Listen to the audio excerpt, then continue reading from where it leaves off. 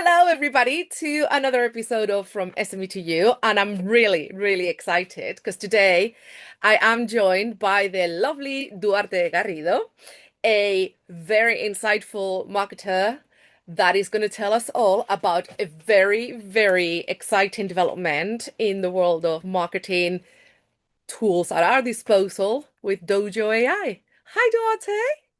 Hey, Sara, thank you for having me. By the way, I think you're the first person I've spoken to in the UK who pronounces my name correctly. So Well, well it's the done. Spain-Portugal It's link. the It's Spain always going to be Portuguese. there. Yeah, So tell me, and for anyone that is not necessarily aware, tell me your journey to launching Dojo and why and what Dojo is. of course. Yeah. So my background, as you said, is in marketing. That's how I built most of my career. I've spent the last, I think it was 12 years working as a head of marketing, VP of marketing for various big companies with like Sky, Coca-Cola. Eventually, I decided that the world of big brands just wasn't really for me. I kind of needed a bit more speed and agility and opportunity to try things out and to actually do things. Yeah, So I I believe you. decided yeah, to launch myself into the world of startups and scale-ups. But as a sort of growth and marketing consultant, so I worked with a lot of different companies in the tech scene, most of them in the UK, a lot of them within fintech, but I worked with some climate techs, some ed techs as well. And I started noticing this trend where I was being pulled in by senior leadership, so by the CEO, and the mission, if I chose to accept it, was to quote unquote fix marketing because marketing wasn't working. Yep. And I wasn't really, I don't think I was prepared for what I saw, which was very small teams in charge of doing a lot, with pressure to deliver the same amount of programs and manage the same amount of channels that my previous teams at Coca-Cola did, right? And I saw them struggle, essentially struggle with the amount of data, struggle with the amount of channels and tactics, with not having the necessary in-house specialized roles, Yeah. because just by the nature of the team was small, so most of them were either generalists or they were lacking certain specialized roles within marketing. And what I saw that was most shocking was that they kept bringing tools in, but they didn't seem to help them. And that's kind of, and so I spent a lot of time just kind of shutting down tools. So that was my first job, was coming in and going like, okay, you don't need this. Like this is making your job more difficult. This is ultra complex. You don't have time to manage this. And what I came to the conclusion of was, okay, actually, most of MarTech, and I think we're now over 15,000 tools, Yes. most of MarTech is built for big enterprise. Yes. It is, they're point solutions. They're very siloed in the way these tools work, so they're not integrated. And They all they have try APIs, to, but it doesn't mean anything. yeah, that doesn't, well, most of their APIs connect to the channels for which they pull Yeah. data from, or they Uh-huh. connect them to sort of like Slack or some useless connection like that. But they actually don't speak to each other. Yep. So for you to do marketing in an integrated way, it's really hard, Yep. particularly because these tools, most of them, I'm not going to say all of them, but most of them, they try to create an environment where the marketer lives in that tool. Yeah. So they suck you in and they close you down into a world of very obscure data. And I'm thinking of tools that try to give you attribution or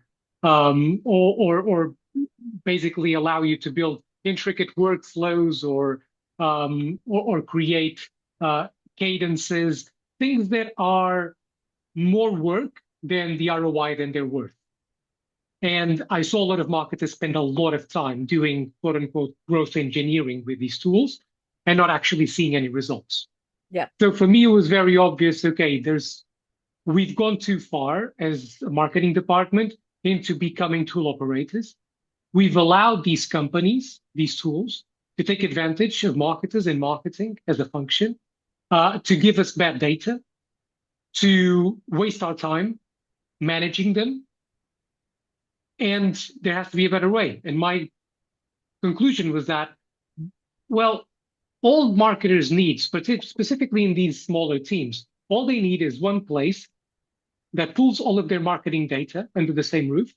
That means brand and performance, Yeah. connects to all of their channels, normalizes the data, structures it, because we know that marketing data can be quite complex from channel to channel. Yeah. Even the nomenclature of data varies between platforms. Yeah.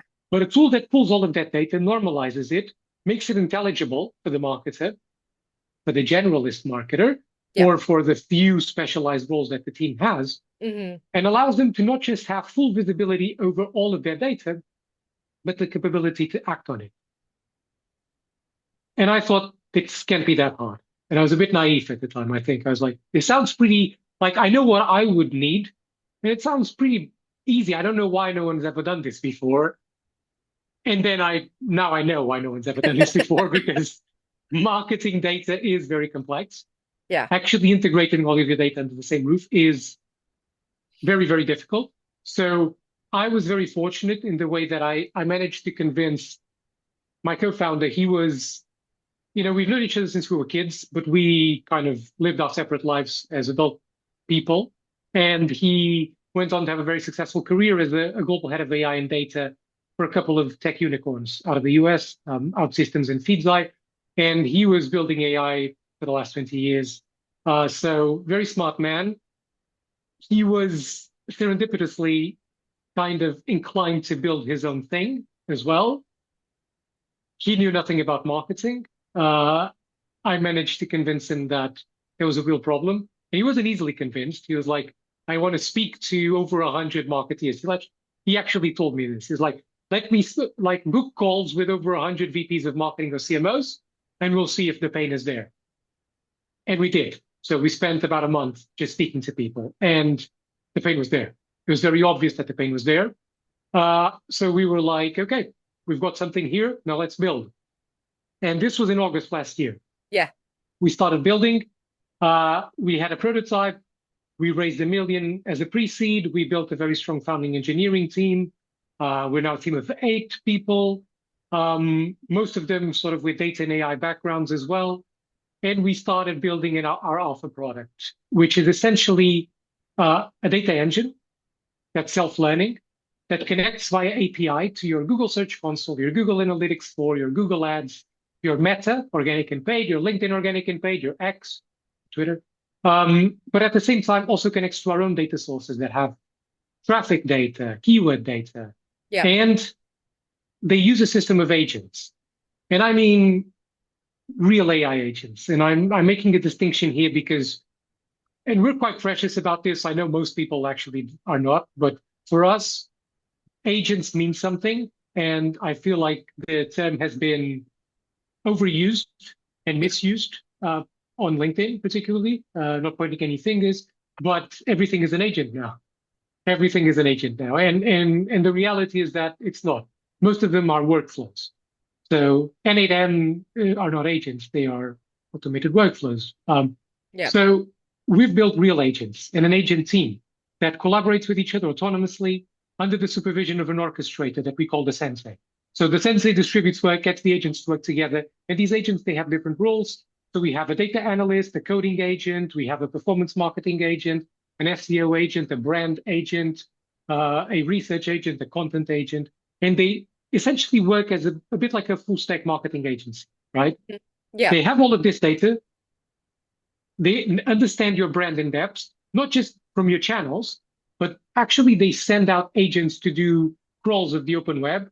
Yeah. So to understand natural language around what people say about your brand, Yeah. how you're portrayed in the news, how you position yourselves, your products, what your competitors are doing, market trends, voice of customer. They can measure things like brand awareness, brand equity, Okay.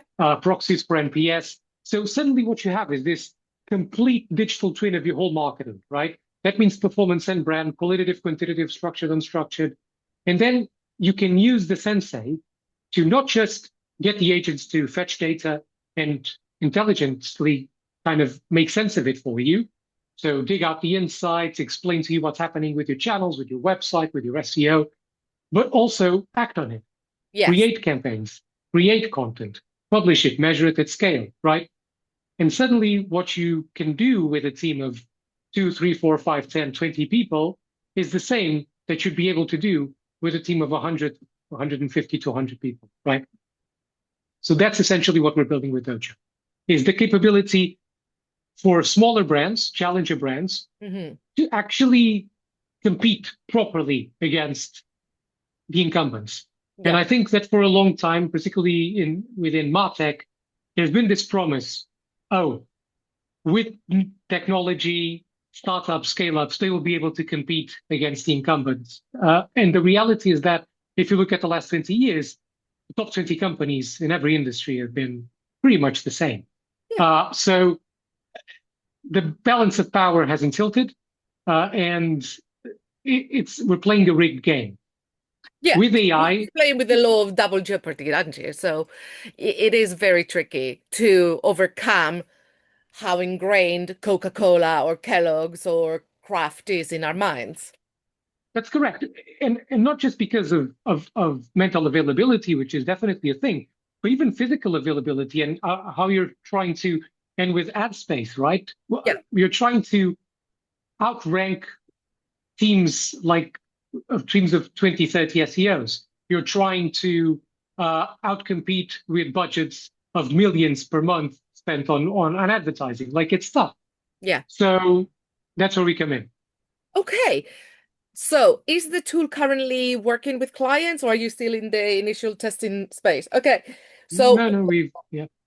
so what kind of clients have you seen benefiting the most from Dojo?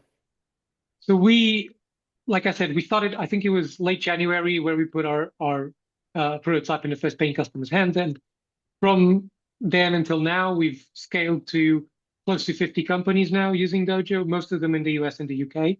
Hmm. Um, and we're doing this sustainably and measurably. We're not Yeah. completely open to public, right? So we haven't decided to put the foot in the gas, so to Yeah. say, because we're still building the product, perfecting it.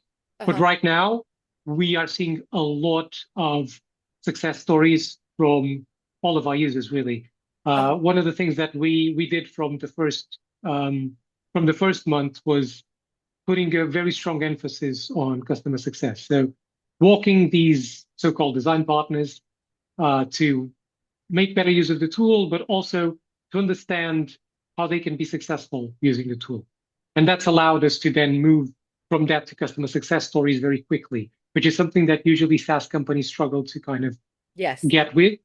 With us, you get results in day two, right? You onboard us in 5 minutes. So the connections are made in 5 minutes. After an hour, you've got the login and password. The next day, you've got results. That's how we built Dojo. How And we That have is most of incredible. So how mm, long is the onboarding? the onboarding is 5 minutes. As in the API connections are 5 minutes. Then obviously we onboard you gradually throughout a day, a week, a month. We constantly walk with you Yeah, to yeah, make yeah. better use of the tool. But yeah, the technical side of things is 5 minutes. But then I assume it would need to take some time to load the data and analyze it. And no, that is insane, Duarte. That's the first of so many tech companies. I am genuinely, hats off to you. It's insane. Tell me. Yeah. So, when you're working with these companies, and obviously, because of exactly what we were talking about, the size, the budgets, etc., they tend to skew more towards the digital side of things because it's more, it's cheaper, it's more dynamic, etc.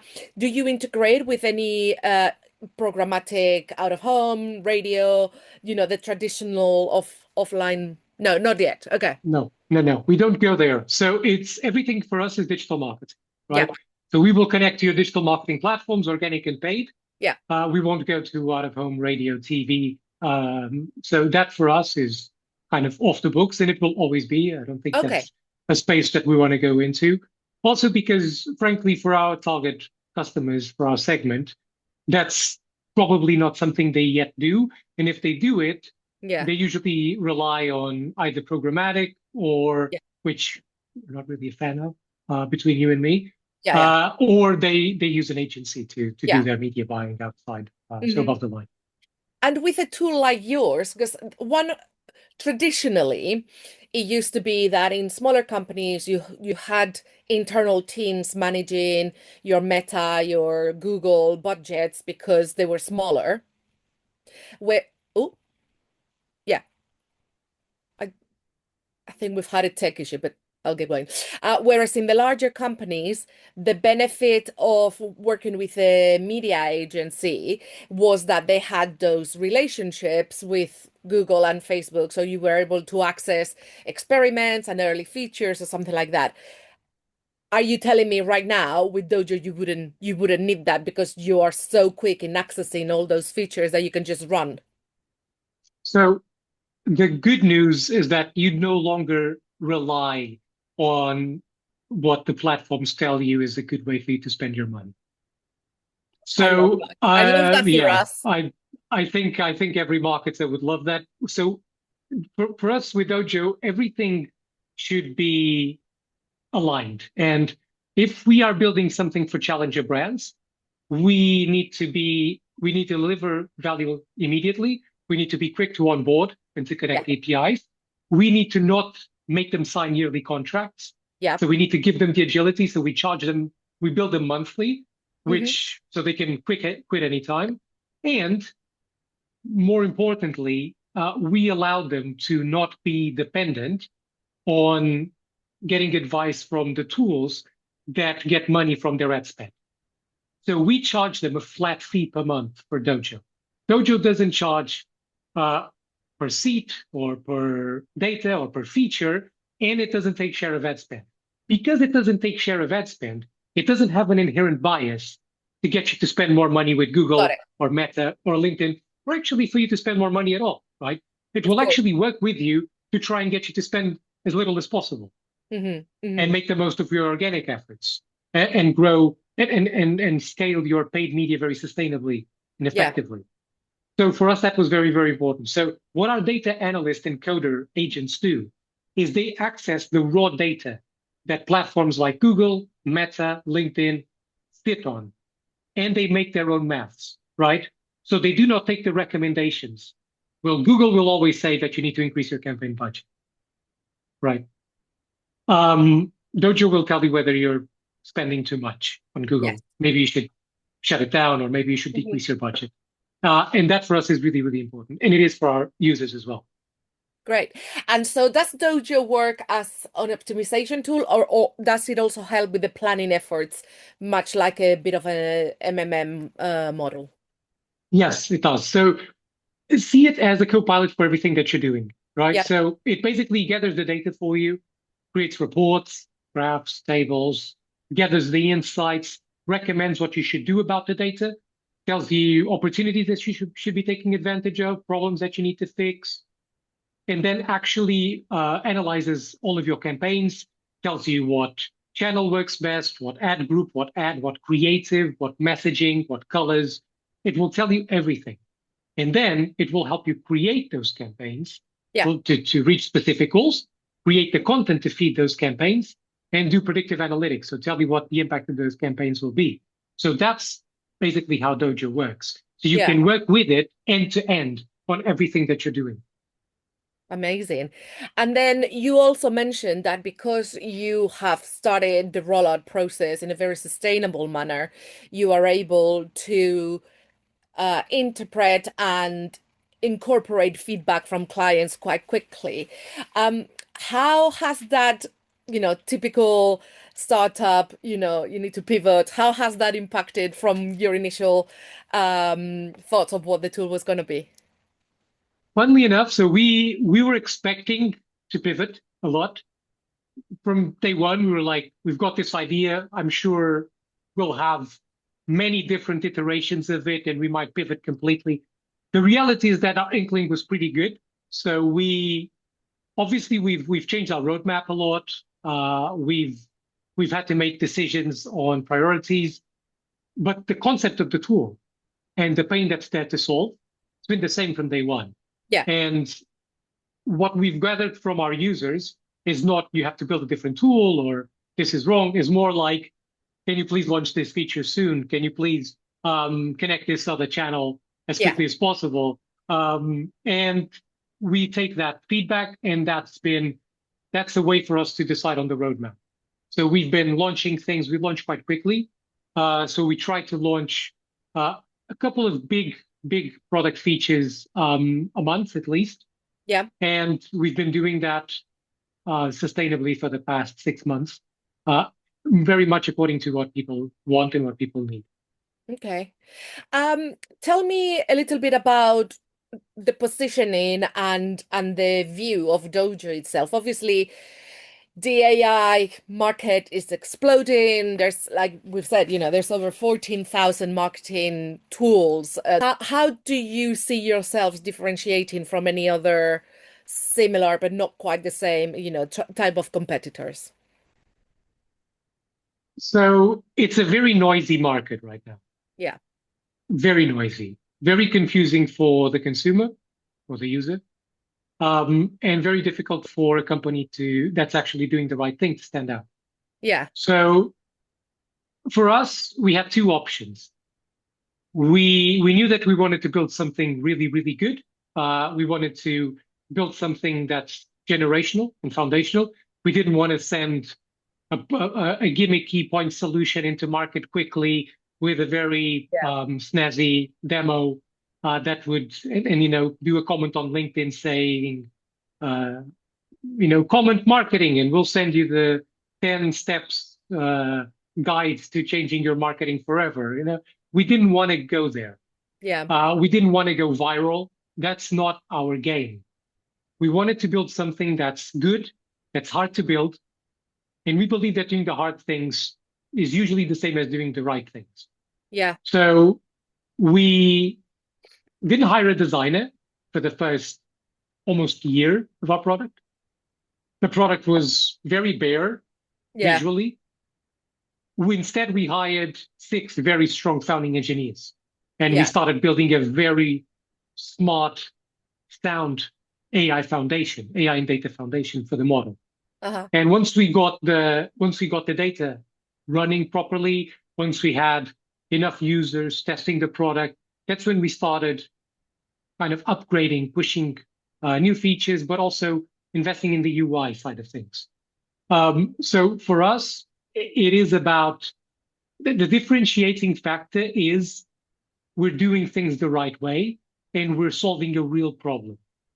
We don't sell, and I'm very adamant about this. So if I speak to a user, and by the way, we don't have a sales team, we don't have a marketing team, we don't do any paid media. So our growth, and right now we're close to 50 companies using the product. Our growth has been organic through word of mouth. Yeah, That's it. So it's users who love the product, who speak to other companies. Companies come, love the product, speak to other companies, and that's how yes, we grow. And that tells me that again, we're doing something right. And for us, it was always about delivering value and solving a real problem. And if we focus on that, that will be enough differentiation in a sea of a lot of noise and a lot of we'll give you a playbook to build your own team of 20 agents that are then actually not agents at all, and their workflows, and they're actually clunky, and then you actually can't get anything out of them, and they're untrustworthy, and you're using tools that hallucinate. So Dojo doesn't hallucinate. It's trustworthy. It understands marketing in depth. It has the knowledge graph of your brand, of your marketing operation. It actually delivers value to the user every day. And as long as we're doing that, and we do the right things, I believe that we will grow. yeah. And because something you've spoken about is the need to have fewer tools, but that work better.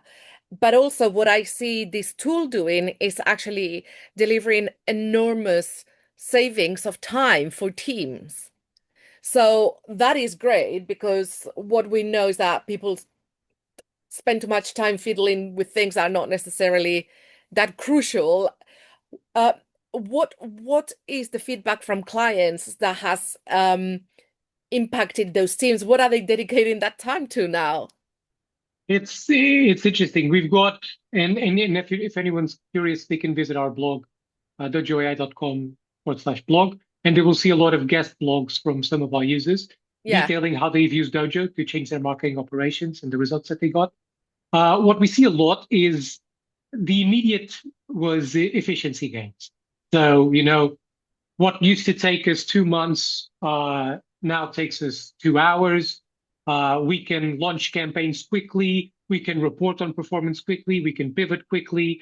We can do, and I hate the term, but we can vibe market, right? So we can basically react to whatever's happening almost in real time with content, with campaigns, with strategy pivots. And we can use Dojo for that. So we have a constant finger on the pulse.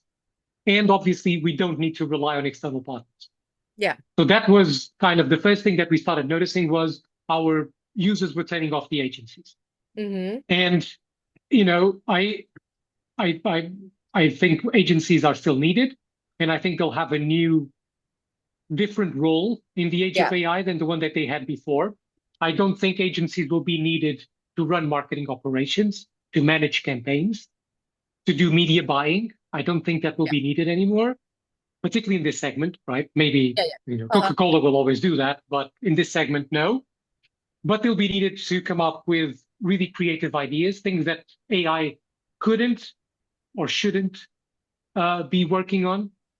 Um, and what these sort of mid-market segments can do is start sending off third-party vendors and third-party suppliers and third-party agencies. And that actually, because it lowers the overhead, it Yeah, increases marketing ROI for them almost immediately. yeah, So it's less of an explanation that they have to give senior leadership on why they're spending so much money on marketing. If you decrease your costs, you increase your ROI. yeah, So yeah, that's what Dojo immediately starts giving you. But then we started seeing actually effectiveness gains. So after 2, 3 months with companies basically using Dojo to do all of their campaigns end to end, they start seeing the results of that. yeah. And we start seeing campaign improvements, conversion improvements, revenue improvements. And that's when we really knew that we were onto something, right? So for us, AI shouldn't be just about efficiency. It should be about effectiveness as well. Yeah, yeah. And you mentioned a point there about the difference of um what the future of media is going to be. And I think that that is something that we're all thinking about because it's going to be different. So um, how do you see this? Do you see more SMEs and even the bigger teams utilizing tools like yours for everything that can be self-serve and just going out with the bigger strategic campaigns that involve, some other platforms that we can't yet buy programmatically or, through a digital access platform.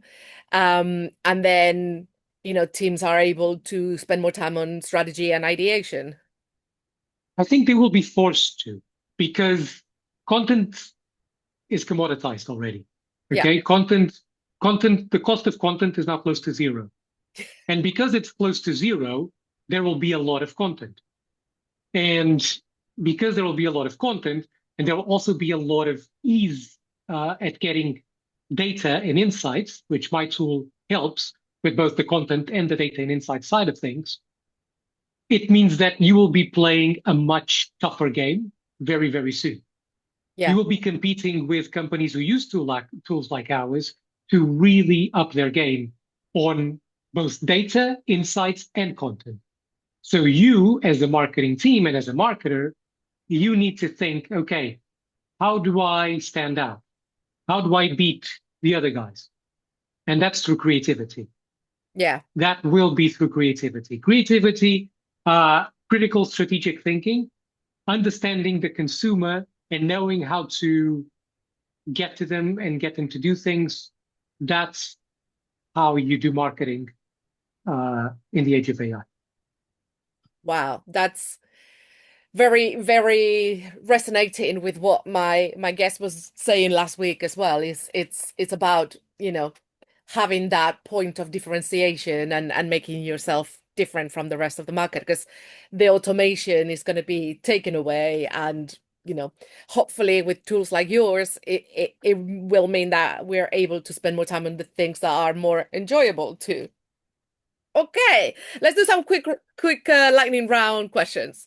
What's the best piece of advice you've ever got about launching a startup?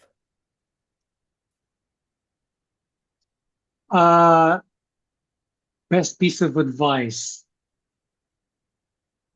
listen to your customers. I guess that's the best piece of advice. Well, that is the holy grail, isn't it, of marketing? What has been the toughest thing about starting Dojo AI?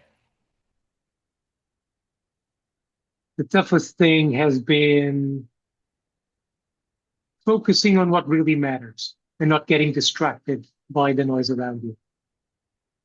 That's also very, yes, I would feel that. What would you say to someone that is starting on this journey and about learning more about AI and what it can do for us? What would you recommend? Go all in. Just go all in, try out everything. Don't spend too much time becoming a DIY engineer because you won't need that. Don't spend too much time affecting prompt engineering because you won't need that. You actually don't no longer need that with Dojo. You don't need prompt engineering. So don't try and become more technical. Try and become more creative, and then arm yourselves with the right tools. Amazing. What about, give me two answers, one before Dojo and one now that you're in here. What's your favorite marketing channel? Hmm, LinkedIn, Before and after? before enough. I Wow. have a Okay. soft spot for LinkedIn. What is the personality? What kind of personality has Dojo? We like to think of Dojo as a calm warrior or warrior monk. That's kind of how we put things. Yeah, So, focused, aggressive, but calm and serene and good in essence. brilliant. And what would be your final words for the world that we're currently living in terms of, the marketing and AI side of things?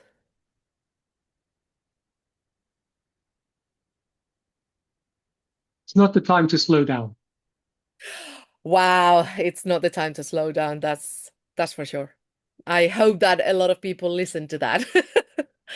Duarte, it's been an absolute pleasure. What an amazing thing to learn about. I am very excited. I hope that sometime I can come and visit the guts of the machine and you can show me everything. Absolutely. Be Thank lovely. you very much. Speak to you Thank you. soon. Bye, Bye. Sarah.